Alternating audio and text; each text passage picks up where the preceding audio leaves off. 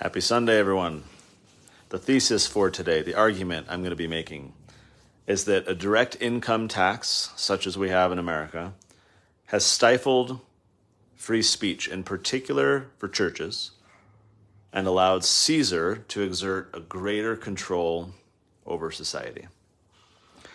Maybe I'll briefly mention before we get into it, I've been doing this for a year. I think last week was actually the 1-year anniversary, so kind of an exciting milestone. Thanks for sticking around, and I've been having a lot of fun with these, and I feel like my list of topics just gets bigger and bigger as more ideas percolate. So I'm having a lot of fun, even just selfishly for my own reading and research and pondering, but certainly having fun sharing as well. Okay, to the point. Income tax. Now, the background of the income tax in America, I'm going to focus almost entirely on the United States of America for this musing. We have the 16th Amendment. The amendment to the Constitution was not the first income tax. In fact, it was the third. The first income tax that was created was during the Civil War. Now, the challenge that a lot of politicians had in the earlier years of America was that the founders in the Constitution prohibited what is called a direct or capitation tax. And this is a tax like you and I have today on our income, a directly applied tax specific to an individual. And that was prohibited under the Constitution in Article 1, and said that if they wanted to do direct taxes, then the tax would have to be apportioned among the states based on population. That basically just means that if you lived in a sparsely populated state, you would pay much less of that direct tax than if you were living in a more populous state. So the founder said, if we're going to do it, we have to kind of, segment based on where people live in which states. So that was this limitation. And in the Civil War, when they were trying to raise money for the tax, Congress passed the first income tax. Interestingly, the Confederacy also passed their own income tax to try and raise revenue. It makes you really wonder. I mean, even you go into like Joseph Smith and the prophecy on the Civil War and the consequence of slavery and the moral stain on America and all these things. Had the war between the states not happened, we would live in such a different country today. So much of the centralization of power and the authoritarianism and the suspension of freedom in the name of, political integrity, and if it can just save one life, and expediency and emergencies, and all these things so often have their foundation in the supposedly Civil War. So too with the income tax. That's where we first got it. And in an 1881 case at the Supreme Court, they upheld it. It was challenged, and they upheld it, even though that tax was not apportioned, as the Constitution said. Yet another example of people violating the Constitution, as Abraham Lincoln did, in the name of expediency and crisis. Now, the Union, the national government's income tax, went away during Reconstruction, so it was not this permanent thing. So then comes 1894, and Congress decides to pass a new income tax. They were responding to this widespread sentiment that the consumption tax was unfairly taxing poorer people, who the percentage of their own income and wealth that they had to dedicate towards consumption, food and the like, was much higher of a percentage than wealthy people for whom they bought the same amount of food, but they had, much more wealth. And so it was a response to that. And so they structured that income tax to reach the wealthy. They wanted to tax the rich, clear back in the 1890s. But this was very different than the Civil War income tax. So the Civil War tax had exempted the poor. They were also trying to go after the rich, but they just said, hey, if you're poor, you're exempt from this tax. This new tax that was passed in 1894 hit only the rich. It was a 2% tax on income above $4,000. Of course, got to adjust for inflation, which we all love. But it was a tax on the wealthy. Fewer than 1% of households in America met that income threshold. So this was the Bernie Sanders, the proto-Bernie Sanders tax the rich 1894 early pre-progressive effort to make things economically fair. 1%, fewer than 1% of people, and it was a 2% tax only. So the following year, the court struck it down because it was not apportioned. They had upheld the Civil War income tax, but they overturned, the justices at the U.S. Supreme Court overturned the 1894 tax the rich scheme. So, then the progressive movement, all these people, they're agitating, and Taft and others, all these political leaders, basically pushing against this same issue and trying to decide how they can get around what the court said. And they ultimately conclude that they should do it through a constitutional amendment that, 2/3 majority, send it out to the states, we got to get them to ratify it. That was deemed the best vehicle through which to enact a direct income tax, was by just changing the part of the Constitution or rendering it invalid that said that it had to be, apportioned among the states. And so Congress passed a resolution in 1909. That's how you kickstart the constitutional amendment process.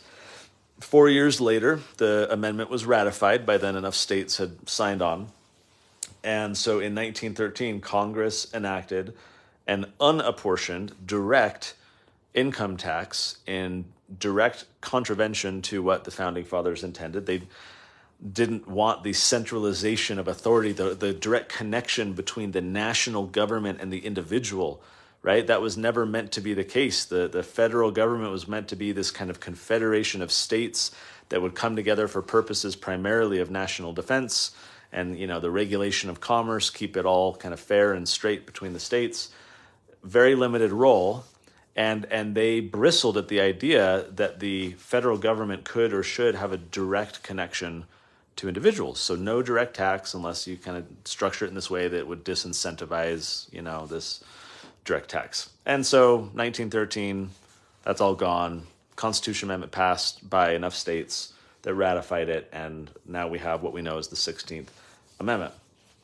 Back in 1913, when the first tax form was created, it was 4 pages long. That includes the instructions. Now it's over 100. In 1913, the top tax bracket was 7% on all income that you made over $500,000, which is $11 million in today's dollars. So you have to be making 11 million or more before you would reach the top tax bracket. The lowest tax bracket was 1%. And this was all back in 1913. Now the lowest bracket is like 10 to 20%. I mean, the lowest is 10%, but that's if you make like under $10,000 a year. So if you're making, 10 to 40,000 or what, you're going to be hitting a 20% tax bracket on the low end. Okay. And then on the high end, I mean, it's been up in the 80s in past decades. Now it's in the 40s. It's an insanely high amount compared to when it was first introduced. And of course, this isn't a surprise. It's always this incremental camel's nose in the tent, because if you had told people, even the proponents and the supporters of the 16th Amendment, that, hey, by doing this in a century, it's going to triple or quintuple or whatever, right? I mean, would have lost a lot of support.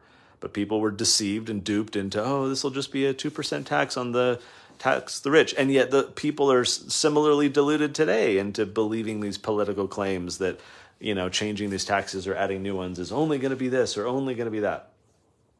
Okay, so in all of this, as they create the income tax, churches are made exempt. And this was not a new thing. This was a codification, effectively, of a long-standing American practice. Even from colonial days with local taxes, right? Churches were always exempt. This is just the way it was in the civic fabric of America from the early days. So too with 1913, 16th Amendment, the new income tax, churches were made exempt. Now, there's a bunch of different ways to go about this topic. I mean, we could go down the rabbit hole of who is actually subject to the income tax. There's some creative and interesting arguments that people have made in past decades as to the fact that individuals are not necessarily subject to the income tax. And some of these people have fought the IRS. Some of these people have sued in court. Some of these people land in jail, like Peter Schiff's dad, Irwin, who died there. So there's an interesting question of who exactly is subject. to the tax. They're not going to touch that. There's also this idea that to have an income tax, not only did the federal government create a connection between itself and the individual, you and I, as a result of having to fill out our tax forms and everything else, but that in order to do so, the IRS and the federal government had to create a massive surveillance apparatus in order to ensure that they are getting what they're owed. This is, having the ability to do garnishments and access to bank accounts, the ability to do withholdings and to require companies to report all this stuff to the IRS so that they can follow up and, audit an individual whose records don't match what the company snitched on them for. And all of these things, everyone's financial lives is basically subject to the surveillance of the IRS. Now with the $600 Venmo payments and all this crap, right? It's all about mass surveillance of individuals in order to ensure that they are sufficiently compliant with Caesar's tax edicts. But what I really want to get into today is not any of those ideas. It's this question of how having an income tax has silenced the church. And by the church, I'm referring broadly speaking to churches in the plural, our church, other churches, right? But our church certainly as well. And the issue with an income tax is that, as I just said a moment ago with the churches, there are exemptions to be made. And those who want to receive those exemptions and benefit from them are required to follow Caesar's rules. If a church steps out of line with IRS guidelines, right, that is a big threat to their bottom line. And so what the IRS says or what Congress says you have to do in order to maintain compliance with your tax status, that has a large bearing on how you do what you do or what you say or how you say it, right? So we'll get in later to this question of political neutrality. But for now, I want to talk about the Johnson Amendment. In 1954, then Senator Lyndon B. Johnson is running for re-election, later becomes president. But this is his Senate re-election campaign. And there were two nonprofit groups. One was called the Facts Forum, and the other was called the Committee for Constitutional Government. And both of them are strident opponents of Johnson's. In fact, they're calling him a communist. They're doing kind of like just fully calling him to the carpet. Scorched earth campaign. It's messy between them. And Johnson, of course, hates this. He's a sitting senator at the time. He's, again, running for re-election. So he goes to Congress, and he proposes an amendment to the IRS code, the federal law that governs what the IRS does. And he proposes an amendment in this bill that changes the IRS code and adds a requirement that nonprofits are not allowed to endorse or support or oppose political candidates. The amendment passed, no discussion, no debate. Prior to this time, churches, pastors, whoever were able to endorse candidates, oppose candidates, speak out against these charlatans running for office. And of course, the politicians didn't like it. I mean, this was a long-standing practice in America. Churches all over the place were not just speaking out about ideas, but also the individuals who supposedly embodied those ideas. It wasn't just talking about the issues and the concepts in the abstract. It was about the real-world application of these ideas, where the rubber meets the road, and to say that individual has been doing harm to our society, we need to get him out of office. Or this individual has, good character or whatever, and let's, support them.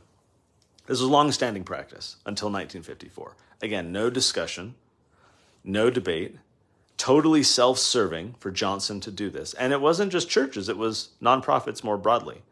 And so since that time, nonprofits have had to abide by, in order to maintain their tax-exempt status, this restriction that prevents them from speaking out against the very corrupt Caesarian, politicians that are creating so many problems in our society.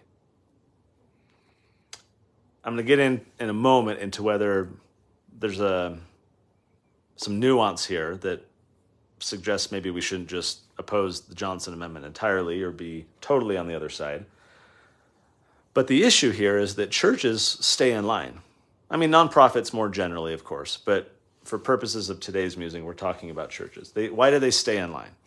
Well, because if they don't, then their net income becomes subject to federal and, in many cases, state taxes as well.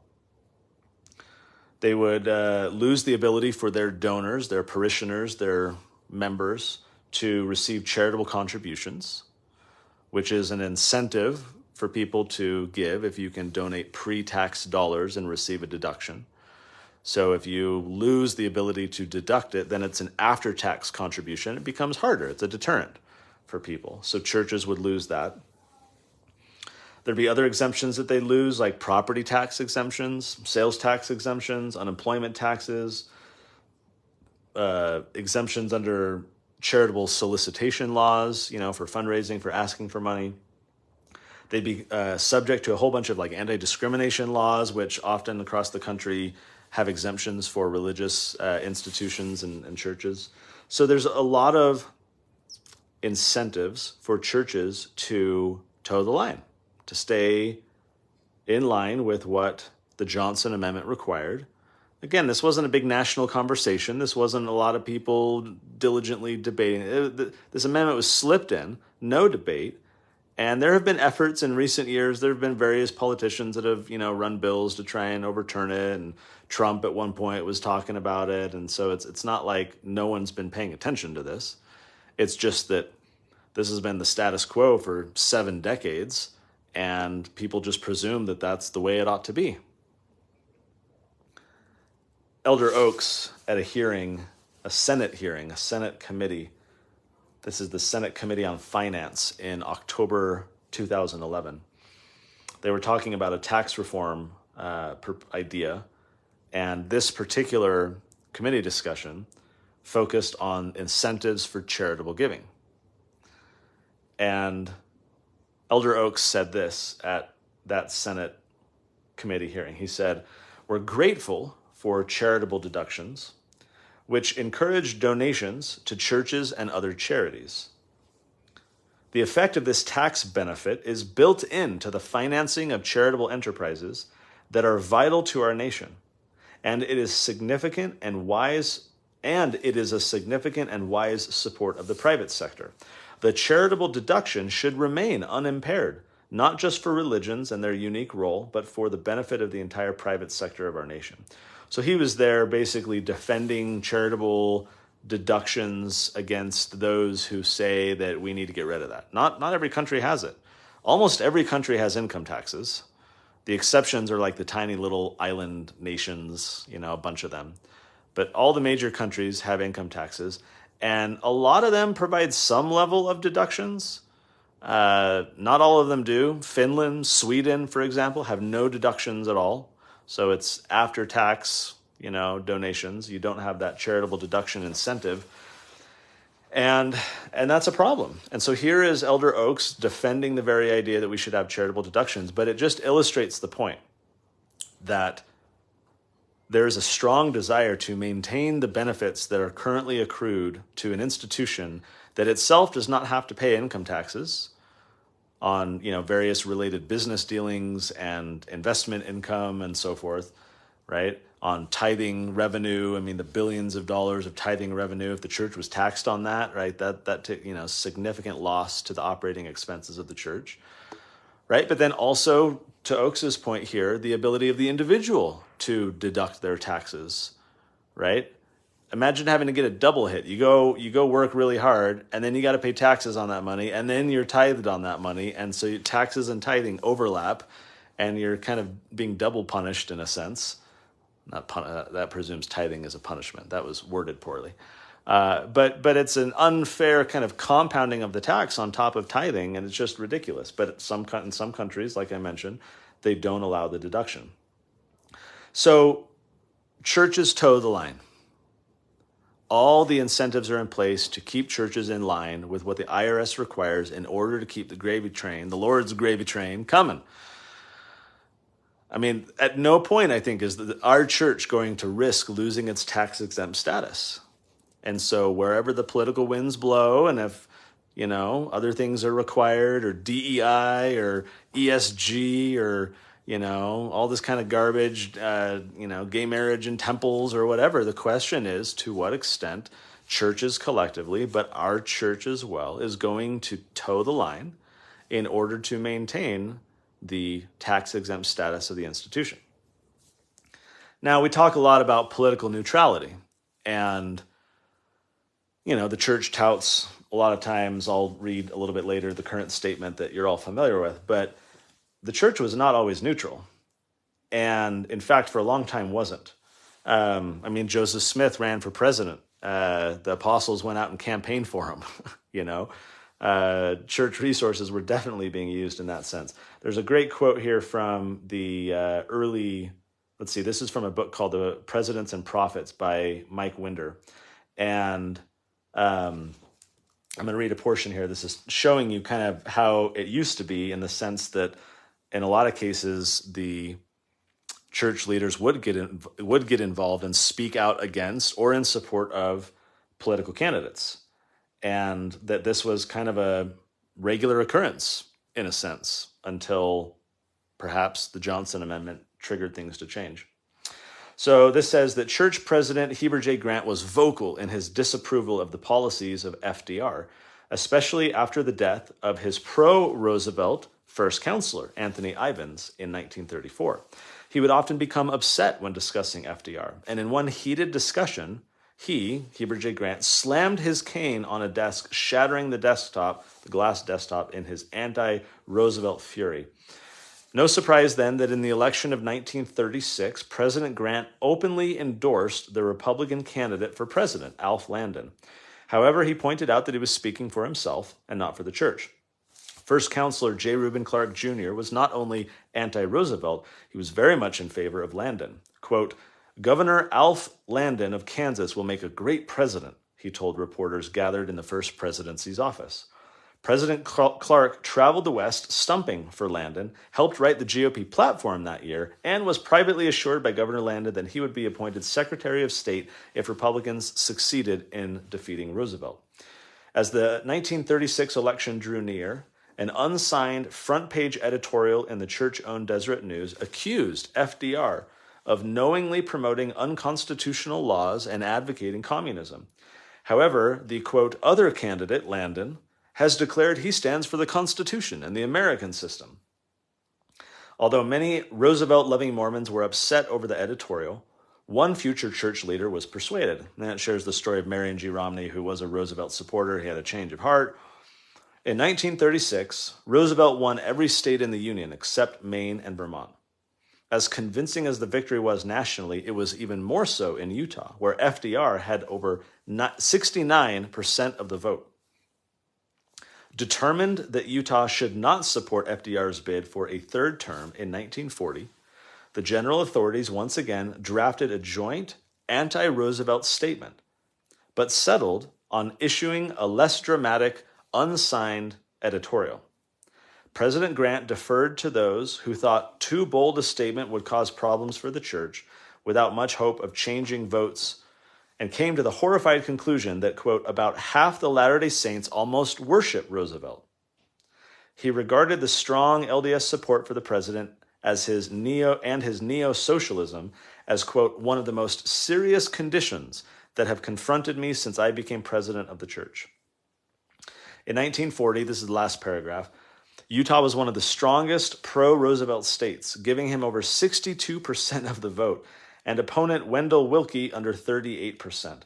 When the pro-FDR tallies came in on election night in Utah, President Grant saw the total and was, quote, "dumbfounded." Part of the explanation was the fact that up to 3/4 of the population of rural Utah received federal relief, and a higher proportion of LDS Utahns obtained federal relief than did non-LDS Utahns. At election time, it was simply a financial decision that no editorial could sway. Now, there's pros and cons of this idea of churches speaking out in favor of or against political leaders. And I don't think it's necessarily a good idea that leaders of our church go endorse candidates, even if they qualify it and say that it's, just their own individual support. I mean, you may remember a few years ago, currently there's the position of political neutrality for general authorities, and Elder Uchtdorf's family apparently made some contributions to a bunch of Democrats, including Biden. And it got into the press and everyone got all a flurry, and Elder Uchtdorf said, "I regret such an oversight on my part. I fully support the church's policy related to political donations from church leaders." And so he blamed it, and rightly or wrongly, on his family, said that they had kind of done it. His name ended up on it, and consequently, he got kind of called to the carpet a little bit. And in 2016, there was a poll. 92% of faithful Utah Mormons do not want LDS church leaders to endorse political candidates. 92%. They're saying, don't do this. Don't endorse candidates. Don't oppose candidates.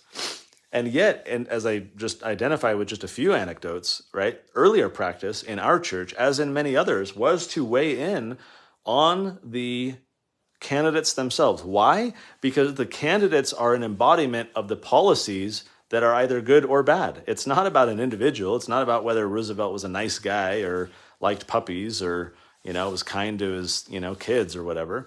It's not about them as individuals. It's about them as candidates and the policies that they represent if enacted, the agenda that those candidates are trying to push for, or the record that they already have if they're a past candidate. And though I have a lot of issues with Grant, especially his, prohibitionist policies and his involvement there, I think he was right on this issue. I think he was right in trying to warn church members about this neo-socialism and all this kind of anti-constitution crap that FDR was pushing, and the saints didn't listen. So the earlier practice was to have some type of, involvement in speaking out and being public and sharing these views. Whether the church members listen or not is another thing entirely. But the freedom to be able to express those views. We might say in our church that we don't want that. We might say, and as has been established, there's a policy of not doing that anymore. And that's fine. That's for each church to decide. But the IRS shouldn't decide it. Lyndon B. Johnson shouldn't unilaterally, in a sense, decide it, right? That should be up to the individuals and their own speech and what they want to do, but the government should not censor that speech under threat of removing, their tax exemptions. But that is what is happening today. Now, for years, almost 2 decades perhaps, there have been a number of church leaders trying to push back against this. And I think it's the Alliance for Defending Freedom is the organization behind it. But they have created this thing. I don't know if they've done it in recent years. They used to do it a lot, called Pulpit Freedom Sunday. And they basically organize a bunch of pastors to openly speak out for or against candidates in an act of civil disobedience, primarily designed to trigger a court case. So more than 3,800 pastors have now been a part of this since it began in 2008, so about 14, 15 years. And here's a little summary I like. The point of this Pulpit Freedom Sunday, is not to force politics into churches. It's precisely the opposite, to get the government out of the church. No matter what a person's view is on what a pastor ought to preach, everyone should agree that the IRS is not an appropriate overseer. That's precisely the kind of government involvement with churches that the authors of the Bill of Rights sought to prevent. And, running a nonprofit myself, I see this, right? Because in some cases, when we're deciding what we want to do, we have to take into consideration the ramifications of that action. Here in Utah years ago, the legislature passed a law forcing nonprofits to disclose their donor list if they spent any money supporting an initiative, an issue, right? Like, Prop 2 or Prop 8 or whatever. And the problem is that created a chilling effect. Because if you know that your donation is going to be public, you might be less likely to donate. We saw that during Prop 2 with cannabis. There were people who were willing to donate or who did donate, and one of their chief concerns was, will my donation be made public? Maybe it was a bishop who, at the time, since the church was opposed to what we were doing, did not want that known. Maybe it was someone whose spouse disagreed or mom disagreed or whatever, right? Whatever people's reasons are, they wanted the ability to freely associate with causes they cared about. They wanted the ability to materially support the causes they agreed with, which is a form of speech, I believe. And this chilling effect inhibited that because, well, I don't want to be outed. Remember Prop 8 in California, the effort to establish marriage as being between one man and one woman back in the early 2000s, I want to say. And the donor list at one point got leaked or posted online somehow. And a lot of individuals who had donated toward that effort were targeted, with violent acts or, vandalism of their home. And all, there were repercussions against people. So that creates a chilling effect. So in Utah, we sued.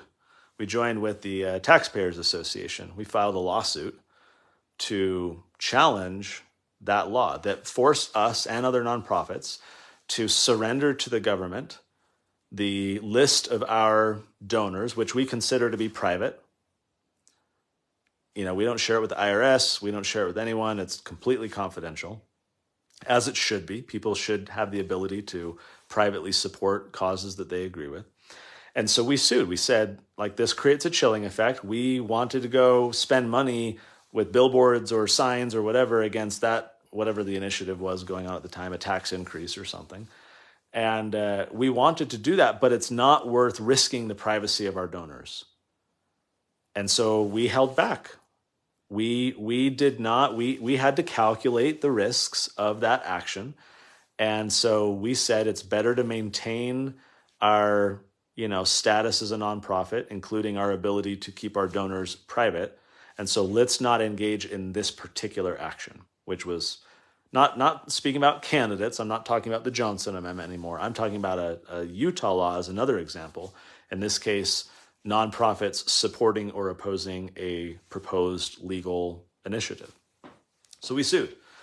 In this particular case, the Attorney General's office basically conceded that we were right. They agreed that the law was unconstitutional. They agreed not to enforce it on our nonprofits or any nonprofit. And the following session, we got the legislature to fully repeal the law that we had been challenging. And then I'm pretty sure the year later, or a few years later, we followed up, and I'm pretty sure we got a law put in place. Yeah, we did.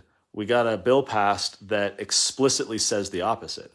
So now in Utah law, it says 180 degrees different, right? That nonprofits don't have to, including churches, don't have to disclose, don't have to share, may not be asked by anyone in the government, may not be blah, blah, blah, blah, blah, just to kind of put the opposite into force of law. Because after we prevailed in the lawsuit, and then repealed the law was just silent, had nothing to say about it. So we thought better to go in and add some protections that if someone wanted to challenge that, we would have an easier standing in court because it very clearly says you can't do that. I share this story as an illustration of how someone managing a teeny, teeny, tiny nonprofit relative to the LDS Church in terms of its size and wealth and activities, how that thinking process was for me. How I have to weigh the ramifications of the actions of our organization, which aren't in a vacuum, right? I mean, it's not like, I'm just going to go do this. It's like, okay, that has, this domino effect. Is it worth outing all of my donors in order to go oppose this initiative? Well, no, other people can go oppose that initiative, or maybe it doesn't have a lot of public support anyways. We don't really need to, right? Whatever. But I have to weigh those factors in making a decision. So too do pastors. So too do religious leaders who want to maintain the ability of their congregants to tithe, to donate money and deduct it from their income, who want the ability to make sure they don't have to pay property taxes on their churches or income on all the tithing donation revenue that they receive, income tax, right? This is how America has historically been, and yet to maintain it, leaders of churches have to basically submit to what the IRS says, and in particular, can't speak out for or against candidates.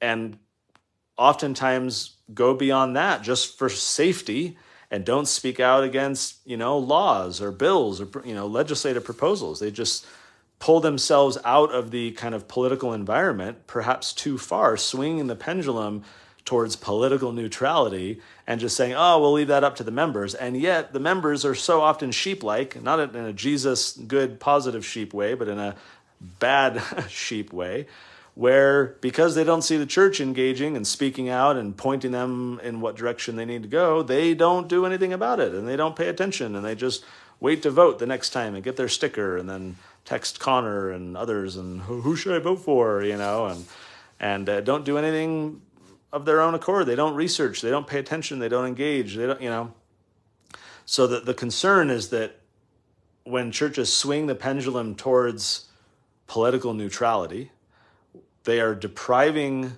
their congregations of powerful moral analysis that's relevant and timely, and assuming that those individuals are going to do the thinking on their own, or, and perhaps often they don't. I mean, last week, one of the interesting comments I got from giving my talk last week, where I'm talking about like real world relevant, semi-political kind of issues. I was talking, for those who didn't catch it on the musing last week, about truth. And I was talking about how ridiculous this whole speak your truth idea is. I was talking about depopulation and Paul Ehrlich and the 60 Minutes thing and this sentiment going around now that humans are a stain on the earth and over-consuming its resources and all this very prevalent, relevant, timely thing.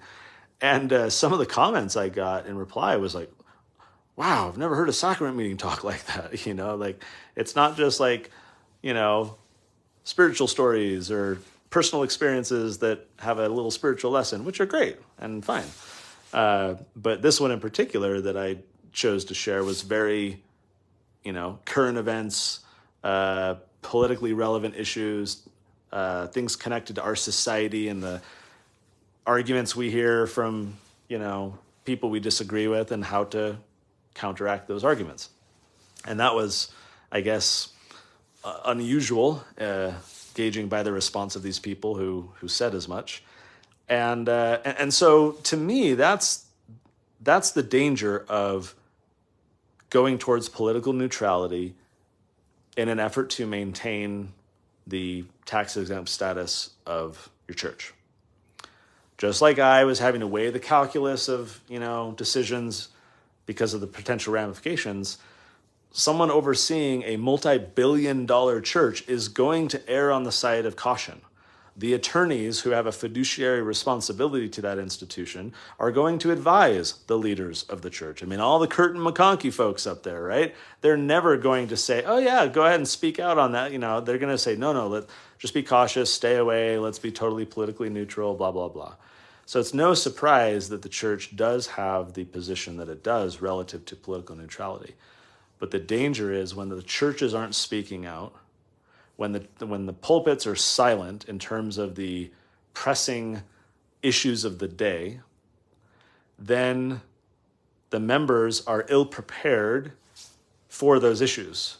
And there's no other structure in place by which those members can, in a theologically aligned setting, come to conclusions about those social, societal issues to empower them to go make change. In other words, where are the discussion groups? Where are the, is it just up to each family to just do their own little scripture study and talk about these issues? Where are we as community members, church community members, together dialoguing on these issues and trying to work through the major pressing, timely issues of our day, politically, societally, economically, through a lens of faith? And if you don't get that from the institution because it has steered, clear for these reasons, and I'm sure a host of others, that's fine. That's the prerogative of the leaders of the church, as it was my prerogative for Libertas to make the decision that we did. I'm not saying that it's the wrong decision per se, But certainly it's wrong for the IRS to just have this blanket policy that silences all the churches and prevents them from doing this, unless they want to be civilly disobedient like some of these pastors are who hope to challenge it. I applaud that effort. I think that's fantastic. Though I am quite concerned about especially like Christian nationalism and all these, supposedly Christian churches that have American flags everywhere. And during the Trump years, they were very like Trumpy churches. And, I don't love any of that. I think all of that is a problem. I don't love the idea about, pastors across the country stumping for this candidate or that and trying to use their religious influence to push people towards particular candidates. So I don't think it's a good thing necessarily to have a network of churches all engaging politically. But I do think it's a bad thing for the government to just have a blanket ban on it. And I do think it's a bad thing for churches to be silent. I think there is a time and a place for engaging on these types of issues, for calling out a candidate, for potentially supporting a good candidate and raising that candidate's profile in the eyes and estimation of your church members. So moderation in all things, balance, whatever you want to call it. I feel like there's an appropriate time and place and manner to do this. But under the current regime, under the current system that Lyndon B. Johnson slipped in there in 1954, ever since then, the church pulpits have been largely silent. And I think that's to the collective detriment of our country, because Caesar gets his way much more easily if he can silence his opposition. And that's what's happened. See you next Sunday.